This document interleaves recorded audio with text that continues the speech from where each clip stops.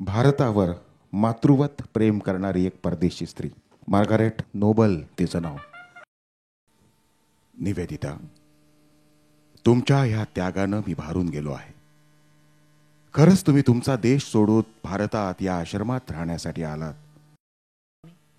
माझे जग म्हणजे तुम्हीच आहात. नाही निवेदिता, मी तुम्हाला ही परवानगी देऊ शकत नाही.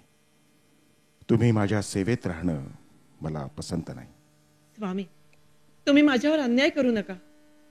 मला आपले माना. मी आश्रमात शिष्य म्हणून राहीन. आपण प्रेमाचा सागर आहात, त्यातील मी एक थेंब.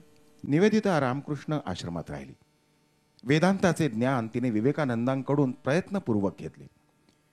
धनिकांनो, भुकेल्यांचा उचलाल का तुम्ही भार? होतील माझ्यावर अनंत उपकार.